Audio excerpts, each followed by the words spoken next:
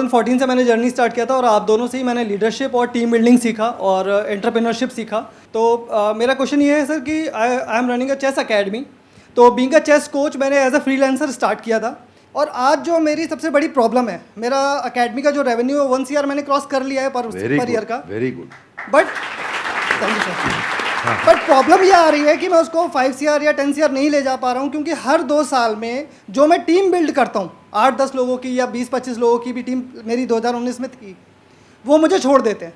तो कहाँ गैप आ रहा है वो मैं नहीं समझ पा रहा और काफ़ी टाइम से मैं ये सवाल पूछना चाह रहा था। वेरी क्विक आंसर, क्रिटिकल को रिपीटेबल में कन्वर्ट करना है, क्योंकि आप जो काम कर रहे हैं उसमें क्रिटिकल स्किल सिखा देते हैं अपनी टीम को और वो रिपीटेबल नहीं हो पाता, फिर वो आपसे अलग हो जाता है। दूसरी चीज, आपको एक काम बहुत जरूरी है यहाँ पे कि बड़ी मशीन का छोटा हिस्सा वर्सेस छोटी मशीन का बड़ा हिस्सा। आप क्या कर रहे हैं, आप छोटी मशीन का बड़ा हिस्सा उन्हें बना देते हैं तो वो आपसे इंडिपेंडेंट हो जाते हैं। उनको बड़ी मशीन का छोटा हिस्सा बनाइए। इसमें 2 बातें हैं, ध्यान रखना, मैं समझाता हूं आपको। जैसे गाड़ी बनती है, गाड़ी बनने में एक आदमी स्टीयरिंग फिट करता है, टायर फिट करता है, बम्पर फिट करता है, गियर फिट करता है, क्लच प्लेट लगाता है, एक दरवाजा लगाता है, एक विंड स्क्रीन लगाता है। वो सब क्या है, बड़ी मशीन के छोटे हिस्से हैं। वो अपने आप गाड़ी नहीं बना सकते, वो पूरी गाड़ी नहीं बना पाएगा, उसको एक हिस्सा आता है। तो एक हिस्से पे काम कराइए उस टीम से। अगर वो बड़ा हो रहा है और वो छोटी मशीन का बड़ा हिस्सा बन रहा है और उसको पूरी गाड़ी बनानी आ गई है अब, तो फिर वो आपके एम्प्लॉय बनने के लिए नहीं है। अब आप उसको पार्टनर बनाइए तो आपको छोड़ के नहीं जाएगा। और आप उसके साथ एक्सपेंशन में रेवेन्यू शेयरिंग करिए, ईसॉप दीजिए, कंपनी में हिस्सेदारी दीजिए, आप उसको बिजनेस के प्रॉफिट्स में हिस्सा दीजिए, रेवेन्यू का हेयर कट दीजिए, बिजनेस स्ट्रक्चर कर लीजिए उसके साथ, तो वो आपके साथ टिका रहेगा। अभी वो क्यों टिका है, क्योंकि उसको लगता है मैं तनख्वाह पे नहीं, मैं तो अपने आप कमा सकता हूं। तो ये दूसरी चीज है। 2 बातें हैं। एक, पहला, क्रिटिकल को रिपीटेबल आप टेक्नोलॉजी से बनाइए। मैं मुंबई में एक आइसक्रीम वाला है, वो पिछले 150 साल से आइसक्रीम बनाता है, खिलाता है और वो बड़ा फेमस है। दुनिया भर में लोग उसकी आइसक्रीम लेकर के जाते हैं, उसका मिल्क शेक लेके जाते हैं। वो ड्राई आइस में पैक करके देता है, डब्बे में सील करके देता है। और मैं भी देखा, बड़ा अच्छा लगा मुझे देख करके। लेकिन बड़ा बड़ा लिखा है कि हमारी देश में कोई दूसरी ब्रांच नहीं है। तो मैं सोचता हूँ भाई तेरा कितना दुर्भाग्य है कि तू 150 साल में दूसरी ब्रांच नहीं बना पाया, क्योंकि वो क्रिटिकल को रिपीटेबल नहीं कर पा रहा है। तो आप क्रिटिकल को रिपीटेबल करने के लिए टेक्नोलॉजी बिल्ड करिए, तो फिर आप उसको स्केल कर पाएंगे। वो आपका पहला आंसर। और दूसरा, मैन पावर रिटेन कर पाएंगे, क्योंकि आप उन पर डिपेंडेंट नहीं है, वो दूसरा आंसर। तो दोनों चीजें कवर की। धन्यवाद। तो यहाँ पे मैं भी थोड़ा सा अपना पर्सपेक्टिव ऐड ऑन करता हूँ सर, कि अभी जो सर ने बात बोली बिल्कुल परफेक्ट है कि ये 2 तरीके हैं जो सर ने बताया। एक मेरे भी पर्सपेक्टिव से अगर आप देखेंगे तो आपको 2 चीज़ों का ध्यान रखना पड़ेगा। एक, या तो कोई ऐसा ब्रांड बना लीजिए अपना कि वहाँ पे इतना बड़ा एंट्री बैरियर आ जाए कि लोग ये कहें कि हमको चेस नहीं सीखना है, क्योंकि चेस सिखाने वाले तो बहुत लोग हो सकते हैं, वो कहें कि हमको तो इससे चेस सीखना है। 0 to 5 years old किट बनाई है हम लोगों ने, लर्निंग किट है एक्चुअली। प्रॉब्लम ये आ रही है कि हमारी जो सोसाइटी है वहाँ पे हम लोग वो चीज़ लोगों को समझा रहे हैं, बता रहे हैं, पर वो एक्सेप्ट नहीं कर पा रहे उस चीज़ को। बेसिकली एकेडमिक के जो एजुकेशन की इंडस्ट्री है इसके अंदर ये बिल्कुल ही अलग है, नया है, और मुझे नहीं लगता कि कोई कॉम्पिटिटर है अभी इंडिया के अंदर इस चीज़ के लिए। तो इस चीज़ पे मेरा ये था कि मैं लोगों को कैसे समझा पाऊँ उस चीज़ को लेके। आपके क्वेश्चन में ना फंडामेंटल आपके थॉट प्रोसेस में 3-4 फ्लॉज हैं, वो समझिए ध्यान से जी। पहला चीज, आपने बोला प्रोडक्ट नया है, अच्छा है, इसका कोई कंपटीशन नहीं है। ये मेरे लिए कोई रेलेवेंस की बात नहीं है। आपके प्रोडक्ट नया है, अच्छा है, कोई कंपटीशन नहीं, इससे फर्क नहीं पड़ता है। फर्क किससे पड़ता है? आपने बोला मैं पेरेंट को बहुत समझाता हूं लेकिन वो एक्सेप्ट नहीं कर रहे। सेल्स का पहला रूल है कि आपको समझाना नहीं है कुछ भी। सेल्स का पहला रूल है कि कैप्चर द इनकन्वीनियंस। इसको ऐसे समझते हैं, हाथ आगे लाइए, बोलिए कैप्चर द इनकन्वीनियंस। थोड़ा ऐसा एक्टिंग करो, इनकन्वीनियंस। जिस दिन आपने इनकन्वीनियंस, देखो पेरेंट परेशान कहां हो रहा है, देखो उसकी सबसे बड़ी तकलीफ क्या है। आपको पता है बच्चा जब नीचे बेड से रोल करते करते गिर जाता है, छोटा बच्चा 9 महीने का, 1 साल का, 1.25 साल का, रोल करते करते गिर जाता है, तो बच्चे को बहुत दर्द होता है, यस नो? राइट। लेकिन बच्चे से ज्यादा दर्द उस समय माँ और बाप को हो रहा होता है। इतना तकलीफ होता है, गिर गया मेरा बच्चा, गिर गया मेरा बच्चा। वो इनकन्वीनियंस है। तो फिर क्या निकल कर गया? बच्चे के बॉडी कवर्स आ गए, उसके हेड सपोर्ट्स आ गए कि वो नीचे गिर भी जाए तो उसको चोट ना लगे। वो क्या इनकन्वीनियंस कैप्चर करी। दूसरा चीज, जब आप ये करोगे, उसका नाइस एनालिसिस करोगे, उनका नीड, इंटरेस्ट, कंसर्न, एक्सपेक्टेशन, तो आपको बेचना नहीं पड़ेगा, वो अपने आप लेगा। ये आपके प्रोडक्ट का एमवीपी होता है कि आपको बेचे बिना लोग कस्टमर के लिए प्रीपे करने को तैयार हो जाएं, या एडवांस देने को तैयार हो जाएं, या कैश पेमेंट देने को तैयार हो जाएं, या प्रोडक्ट बनाते वक्त आपको लेटर ऑफ इंटेंट दे दें, या बोले कि मेरा बड़ा स्ट्रॉन्ग इच्छा है कि मैं लूंगा, कम से कम इतना बोल दें। अगर इतना भी नहीं कर रहे तो इसका मतलब जो आप प्रोडक्ट लेकर के जा रहे हो वो प्रोडक्ट उनके काम का नहीं है। So don't create a product, solve a problem that they have, and problem should be unsolved. Now इसका रूल क्या है, जरा हाथ आगे लाइए, हाथ आगे लाइए everybody, both the hand out, हाथ आगे लाइए। पहला, कस्टमर की बर्निंग प्रॉब्लम। क्या? दूसरा, उसे ऐसे सॉल्व करो कि कस्टमर मेरे बिना अपने आप सॉल्व। जब आपने ये किया तो आपको ऑर्गेनिक मोनोपोली मिलेगी, आपको लोग पैसा एडवांस में देंगे, और फिर आपका जो स्क्रिप्ट होगा सेल्स का, वो उनकी उस अनसॉल्व प्रॉब्लम के अराउंड होगा। देखो, कस्टमर सिग्नल देता है और अच्छा ब्रांड उसका प्रोडक्ट बना देता है। आपको बातचीत के दौरान कस्टमर ने सिग्नल दिए होंगे, मैं इसलिए नहीं दे रहा, मैं इसलिए नहीं दे रहा, मैं इसलिए नहीं दे रहा। वो जर्नी में घुसो और ढूंढो और उसको कैप्चर करो, और फिर वहां से आप प्रोडक्ट बनाओगे। इसके सैकड़ों एग्जांपल्स हैं। आप कहते जाएंगे, मैं देते जाऊंगा, देते पूरा। अब हमारे लिए क्या, हमारे लिए तो ये रोज का काम है। रोज अब तक मैं सैकड़ों हजारों बिजनेस देख चुका हूं जिनको मैं लॉस मेकिंग से प्रॉफिट मेकिंग बनाया। पर हम फंडामेंटल पहली चीज यही है कि आप ये देखो कि अनसॉल्व प्रॉब्लम, जो कि प्रॉब्लम नहीं होनी चाहिए, बर्निंग प्रॉब्लम होनी चाहिए, समस्या नहीं होनी चाहिए, ज्वलंत समस्या होनी चाहिए, और वहां से आप इंपैक्ट क्रिएट कर सकते हो। तो आपने जो प्रोडक्ट तैयार किया है उसमें ये ढूंढिए, और सारी पोजिशनिंग वहीं से होगी आपकी। इसको बोलते हैं reason for customer to switch. क्या बोलते हैं? Reason to customer. कस्टमर क्यों स्विच करके आएगा आपके पास में, उसके पास 5 रीजन क्या है, क्या वो 5 कारण है आपके पास आएगा, उनको आइडेंटिफाई करो, तो आपका प्रोडक्ट भी वहीं फोकस्ड होगा और आपकी स्टोरी भी वहीं फोकस्ड होगी। धन्यवाद। आपको लगा कि इसकी नीड है, लगा, ध्यान से समझना, लगने में और होने में जमीन आसमान का फर्क होता है।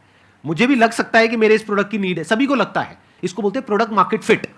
यानी कि जो 60% से ज्यादा बिजनेसेस फेल हो जाते हैं, statistically it is proven across the globe, उसके पीछे सबसे बड़ा रीजन होता है प्रोडक्ट मार्केट फिट नहीं मिल पाता है उनको।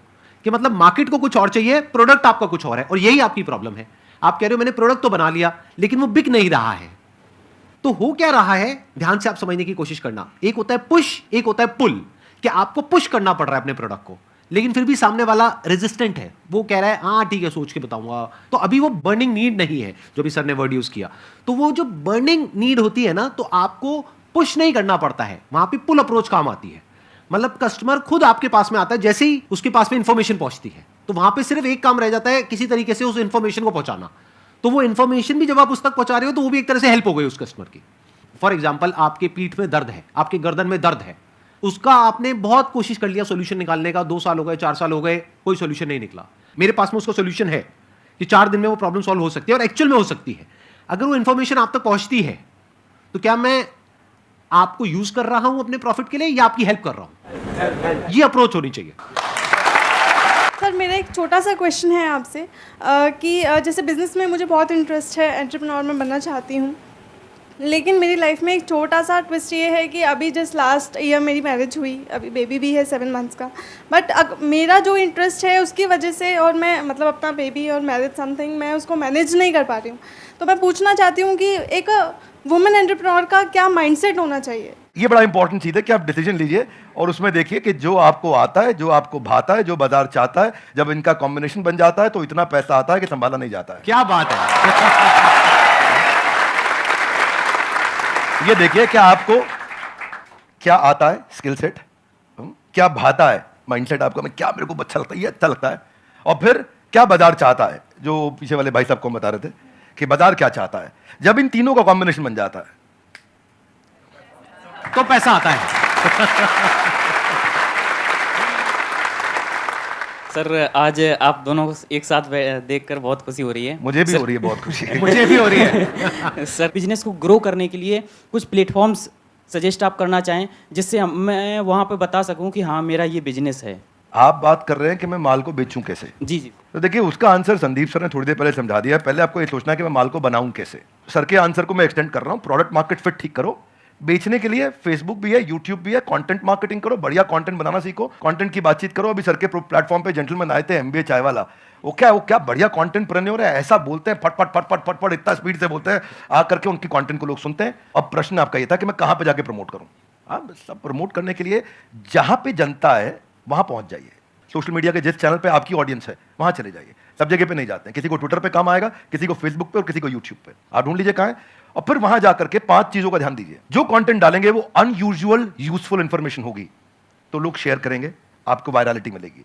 दूसरा चीज, क्या आप उसमें अनएक्सपेक्टेड डिलाइटफुल सरप्राइज दे सकते हो कि सामने वाला देखे और बोले अरे वाह। जरा जोर से बोलिए, ऐसे नहीं, थोड़ी आंखें बड़ी करो, मुंह खोलो, हैरान हो जाओ।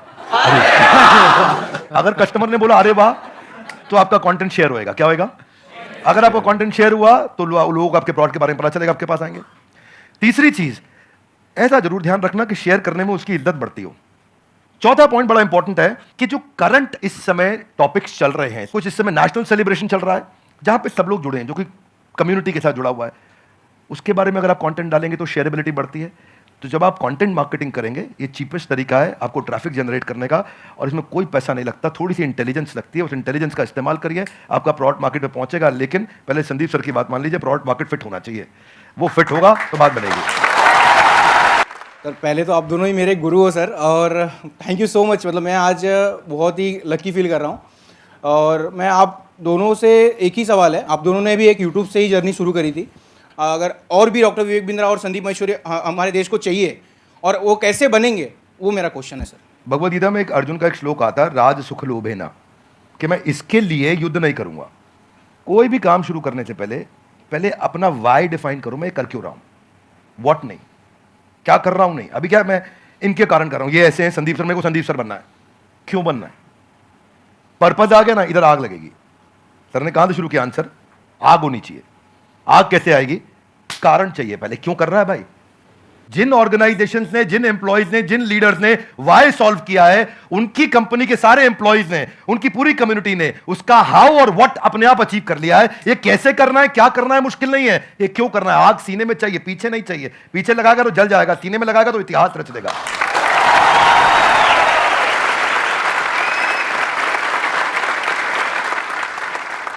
Only substantiating to what he said, कि आग होनी चाहिए, वो कारण चाहिए।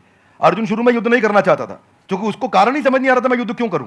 उसको लगा कि यार मैं राजसुख के चक्कर में करने लग रहा हूं मैं तो, और वो ईमानदार आदमी था, पहले ईमानदारी बाद में दुकानदारी।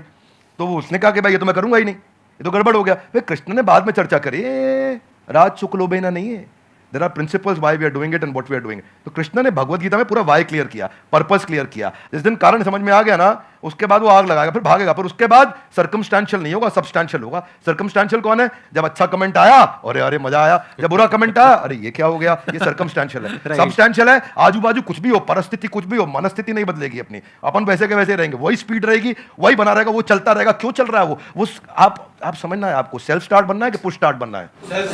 सेल्फ स्टार्ट बनना है। सेल्फ स्टार्ट कैसे बनेंगे, ऐसे ही बनेगा जब आदमी अंदर उसके सेल्फ में जो जहां से आंसर शुरू किया वो फायर है, वो फायर बड़ा इंपॉर्टेंट है। इसीलिए यूट्यूबर क्यों बनना है, ये बता पहले, क्यों बनना है। बहुत बार पूछना पड़ेगा मैं क्यों कर रहा हूं, मैं क्यों कर रहा हूं, मेरा पर्पस क्या है, क्यों बनना है, वो कर दो तो फिर अब आगे इसके बाद। एक्सीलेंट पॉइंट, बहुत बढ़िया जी।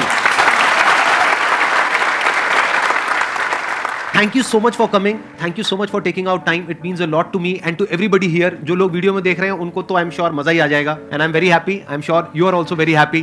Thank you so much sir. Thank you sir, I am happy too, thank you, बहुत बहुत धन्यवाद। Thank you so much.